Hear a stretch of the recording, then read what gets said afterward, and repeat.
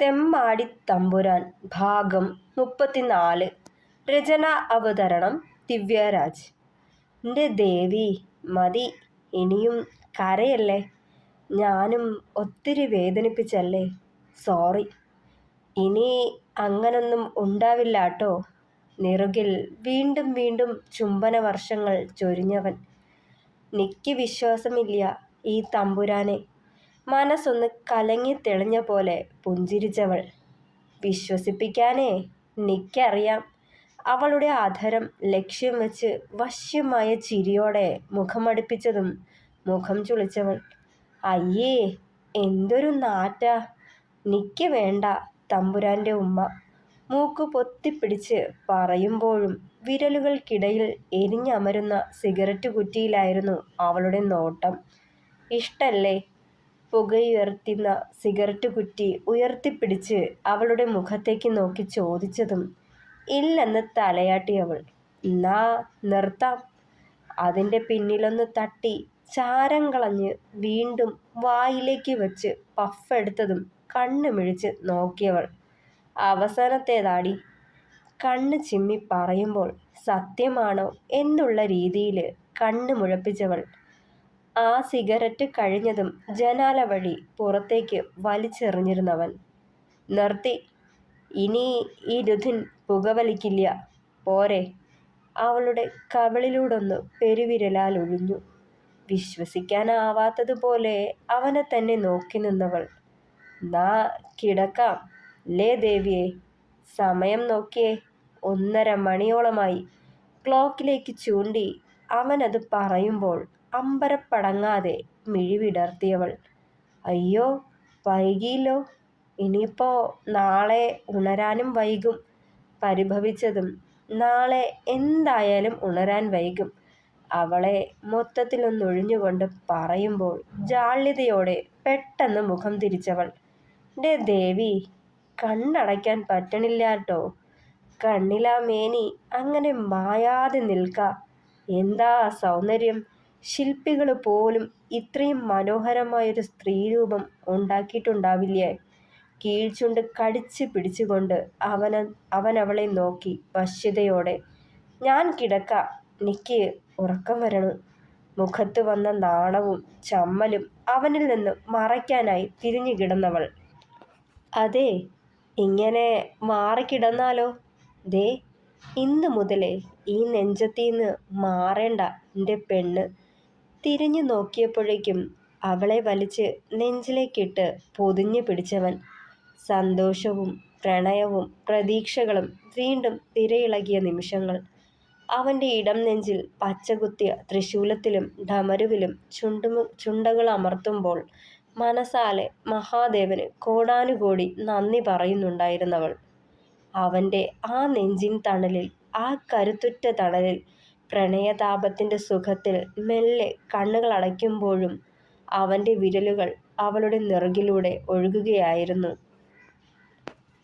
അതിരാവിലത്തെ പ്രഭാതവന്ദനം കേട്ടുണരുമ്പോൾ ആദ്യം മിഴികൾ കൊരുത്തത് തന്നെ കണ്ണ് ചിമ്മാതെ നോക്കിക്കിടക്കുന്നവനിലാണ്. കുറുമ്പോടൊന്ന് കൂർപ്പിച്ചു നോക്കിയവൾ. എന്നാലും എൻ്റെ ദേവി, എന്തൊരു ഉറക്കായത്. അടിയനിവിടെ ദാഹിച്ച് വലഞ്ഞ് കിടപ്പുണ്ടെന്നുകൂടി ഓർത്തില്ലാലോ നീ. മെല്ലെ എഴുന്നേൽക്കാൻ തുനിഞ്ഞവളെ അരയിലൂടെ ചുറ്റിപ്പിടിച്ച് വലിച്ച് നെഞ്ചിലേക്കിട്ടുകൊണ്ടവൻ പരിഭവിച്ചു.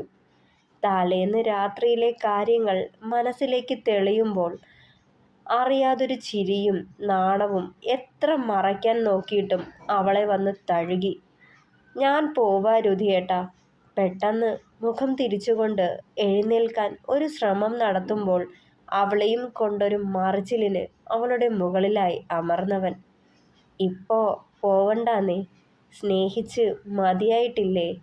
ഇന്നലെ ആ തിടുക്കത്തില്, ആവേശത്തില് നേരാവണ്ണം എൻ്റെ ദേവിയെയൊന്ന് ദർശിക്കാൻ കൂടി കഴിഞ്ഞില്ലേ.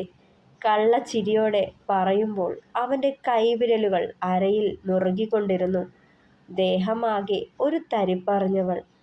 താഴെ അമ്മയും മുത്തശ്ശിയും ഒക്കെ ഉണ്ട്.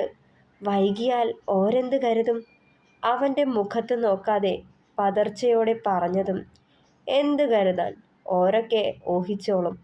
കണ്ണിറുക്കിയതും കൂർത്തൊരു നോട്ടം അവന് നേരെ കൊടുത്തവൾ. ഹോ എൻ്റെ ദേവി, കൊതിപ്പിക്കല്ലേ നീ. കള്ളച്ചിരിയോടെ അവളുടെ കവിളിലും കഴുത്തിടുക്കിലും ചുണ്ടമർത്തിയവൻ. അതെ, ഈ ചിലങ്ക അങ്ങ് ഊരി വെച്ചേക്കണം. കൈനീട്ടി അവളുടെ പാദത്തോട് ചേർന്ന് കിടക്കണ വെള്ളിക്കൊലുസിൽ ഒന്ന് വലിച്ചു പിടിച്ചു. ചോദ്യഭാവത്തിലൊന്ന് മൂളി അമ്പിളി. അതോ വല്ലാത്ത ശബ്ദ. ഇന്നലെ പാതിരാത്രി കഴിഞ്ഞോണ്ട് ആരും അറിഞ്ഞില്ല. ഇന്നിപ്പോ അങ്ങനല്ലല്ലോ. തോന്നുമ്പോ പറഞ്ഞു നിർത്തിയതും ചമ്മലോടെ മുഖം താഴ്ത്തിയവൾ. രാവെന്നോ പകലെന്നോ ഇല്ലാതെ നിക്കൻ്റെ ദേവിയെ സ്നേഹിക്കാൻ തോന്നുമ്പോൾ ഈ ചിലങ്ക ഇങ്ങനെ താളമിട്ടാൽ എല്ലാരും അറിയില്ലേ? കാറ്റോളം നേർത്ത അവൻ്റെ ഒച്ച കാതുകളിൽ പതിക്കുമ്പോൾ വല്ലാത്തൊരനുഭൂതി വന്നവളെ പൊതിഞ്ഞു. അപ്പോ ഇന്ന് ഷോപ്പിൽ പോണമെന്ന് പറഞ്ഞതോ? പോവാം, ഇത്തിരി വൈകിട്ട്. അതുവരെ നിക്ക് എൻ്റെ ദേവിയെ ഇങ്ങനെ സ്നേഹിക്കണം. അവളുടെ കഴുത്തിലായി അവൻ പതിപ്പിച്ച ദന്തമുദ്രണത്തിൽ പെരുവിരലാലൊന്ന് തഴുകിക്കൊണ്ട് പറയുമ്പോൾ പെരുവിരലിൽ നിന്നൊരു തണുപ്പ് ഉടലാകെ പൊതിഞ്ഞു അവളുടെ. നേർത്ത ചുംബന മുദ്രണങ്ങൾ, ചെറുവിരൽ സ്പർശനങ്ങൾ, അധരങ്ങളുടെ നേർത്ത ലാളനകൾ രണ്ടുപേരെയും വികാരവിവശരാക്കി. ഇടയ്ക്കിടെ അവൻ്റെ ദന്തമുനകൾ ഏൽപ്പിക്കുന്ന ചെറുനോവിലൊന്ന് പിടയുമ്പോൾ ഉയരുന്ന ശീൽക്കാര ശബ്ദങ്ങൾ ഭ്രാന്തനാക്കി അവനെ. സിരകളെ ലഹരി പിടിപ്പിച്ചു. അധരങ്ങൾ അവയുടെ ഇണകളെ പുണരുമ്പോൾ ഇരുവരിലും കത്തിപ്പടർന്ന പ്രണയം മാത്രം. മെല്ലെ മെല്ലെ അഴിഞ്ഞുമാറിയ ഉടയാടകൾ വീണ്ടും ഒരു പ്രണയ സമാഗമനത്തിന് ശീതക്കാറ്റ് വീശുന്ന പ്രകൃതിയും. വികാര വിസ്ഫോടനം ഇരുവരെയും കീഴ്പ്പെടുത്തുമ്പോൾ അവളുടെ മേനിയാകെ അവൻ അലഞ്ഞു ഒരു വണ്ടിനെ പോലെ. തലേന്നത്തെ തിടുക്കമോ ആവേശമോ കാട്ടാതെ അവളുടെ മേനിയും മനവും അറിഞ്ഞുകൊണ്ട് ആസ്വദിച്ചുകൊണ്ട് അവൻ അവളെ അറിഞ്ഞു വീണ്ടും. അവസാനം ഒരു കിതപ്പിൽ അവളുടെ വിയർപ്പാർന്ന ഉടലിലേക്ക് തളർന്നു വീഴുമ്പോൾ ഇരുവരുടെ ചുണ്ടുകളിലും നേർത്തൊരു പുഞ്ചിരി തങ്ങി നിന്നു. പരസ്പരം എല്ലാ അർത്ഥത്തിലും ഒന്നായി മാറിയതിൻ്റെ സംതൃപ്തി. പെരുമഴ പെയ്ത്തിന് ശേഷമുള്ളൊരു ശാന്തത. മെല്ലെ ഇരുവരുടെയും കണ്ണുകൾ നിദ്രയെ പുൽകി അവർ പോലും അറിയാതെ. കനത്ത ചൂടുള്ള സൂര്യപ്രകാശം കണ്ണുകളെ വന്ന് പുൽകുമ്പോൾ ഇരുവരും നിദ്രയെ വിട്ട് പിരിഞ്ഞു. പുളിച്ചു നോവിക്കുന്ന സൂര്യപ്രകാശത്തെ കൈയാൽ മറച്ചു പിടിച്ച് കണ്ണു ചുമ്മി തുറന്നു അമ്പിളി. ചുമരിൽ ചാരി നിൽക്കുന്ന ക്ലോക്കിലേക്ക് നോക്കുമ്പോൾ സമയം 8:30 കഴിഞ്ഞു. അയ്യോ രുധിയേട്ടാ, വൈകി. ചാടിപ്പിടിച്ചെഴുന്നേൽക്കുമ്പോഴാണ് നഗ്നയാണെന്ന തിരിച്ചറിവ് വന്നത്.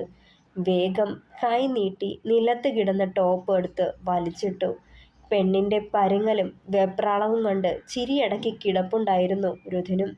ഡേ ദേവി, എന്തിനാ ഇത്രയും വെപ്രാളം? ഇത്തിരി വൈകിച്ചെന്നൂന്ന് വെച്ച് ആരും ചോദിക്കാനും പറയാനും വരില്ല്യാടി. മെല്ലെ മൂരി നിവർത്തിയവൻ. അവൾക്ക് മുന്നേ യാതൊരു മടിയും കാട്ടാതെ കിടന്ന കിടപ്പിൽ നിന്നും എഴുന്നേറ്റു രുധിൻ. അയ്യേ രുധിയേട്ടാ, ആ മുണ്ടെടുത്തുടുക്ക്, നാണാവണില്ലേ? കെറുവിച്ചവൾ. ഓ പിന്നെ, എൻ്റെ പെണ്ണിൻ്റെ മുന്നേ ഞാൻ എന്തിനാ നാണിക്കണേ? ഒക്കെ നീ കണ്ടത് തന്നെയല്ലേ? കൂസാതെ പറഞ്ഞുകൊണ്ട് നിലത്തു നിന്നും മുണ്ടെടുത്തുടുത്തവൻ. വേഗം ചെന്ന് ഉടുത്തു മാറാനുള്ളതുമെടുത്ത് ബാത്റൂമിലേക്ക് ഓടിക്കയറിയിരുന്നവൾ. കുളി കഴിഞ്ഞ് അടുക്കളയിലേക്ക് ചെല്ലുമ്പോൾ സുഭദ്ര ഇഡ്ഡലി ഉണ്ടാക്കിക്കൊണ്ട് നിൽപ്പുണ്ടായിരുന്നു. പരുങ്ങലോടവൾ അകത്തേക്ക് കയറി ചെല്ലുമ്പോൾ നിറഞ്ഞ ചിരിയോടെ അവളെ അടിമുടി ഒഴിഞ്ഞവർ. പെണ്ണിൻ്റെ മുഖത്തെ പരവേശവും നാണവും ചെഞ്ചോപ്പും പലതും വിളിച്ചോതുന്നുണ്ടായിരുന്നു. എന്തേ വൈകിയെന്ന് ചോദിക്കണില്ല? കാരണങ്ങള് നിരത്തേം വേണ്ട. ഈ ചായ കൊണ്ടോയി ഉണ്ണിക്ക് കൊടുത്തിട്ട് വേഗം റെഡിയായി വരൂട്ടോ മോളെ. എന്തേലും കഴിച്ചിട്ട് ഷോപ്പിൽ പോവാൻ നോക്ക് രണ്ടാളും. ഒക്കെ മനസ്സിലാക്കിയതുപോലുള്ള അവരുടെ സംസാരം കൂടി കേട്ടതും ജാള്യത തോന്നി അമ്പിളിക്ക്. പെട്ടെന്ന് അവിടെ നിന്നൊന്ന് പോയാ മതിയെന്നായി. വേഗം ചായയുമെടുത്ത് മുകളിലേക്ക് നടന്നവൾ. അയ്യേ, അമ്മയ്ക്ക് ഒക്കെ മനസ്സിലായിട്ടുണ്ടാവും. ശേ, മോശമായില്ലേ. രാവിലെ എണീറ്റപ്പോൾ തന്നെ റൂമിൽ നിന്ന് ഇറങ്ങേണ്ടതായിരുന്നു. അതിന് സമ്മതിക്കണ്ടേ എൻ്റെ തമ്പുരാൻ? അവിടെ പിന്നെ ഒന്നും അറിയണ്ടല്ലോ. പിറുപിറുത്തുകൊണ്ട് റൂമിലേക്ക് കയറുമ്പോൾ കണ്ണാടിക്ക് മുന്നിൽ നിന്ന് തല തുവർത്തുകയായിരുന്നവൻ. വെളുത്ത് വിരിഞ്ഞ പുറമാകെ തൻ്റെ നഖമുനകൾ ഏൽപ്പിച്ച മുദ്രണങ്ങൾ ചുവന്ന് കിടപ്പുണ്ട്.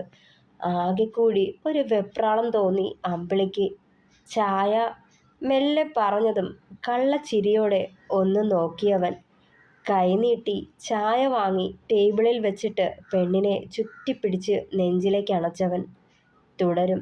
പ്രിയപ്പെട്ടവരെ, അഭിപ്രായങ്ങൾ പറയണേ. കഥ ഇഷ്ടമായാൽ ലൈക്ക് ചെയ്യുക, ഷെയർ ചെയ്യുക, സപ്പോർട്ട് ചെയ്യുക, ഹൈപ്പ് ചെയ്യുക. Thank you.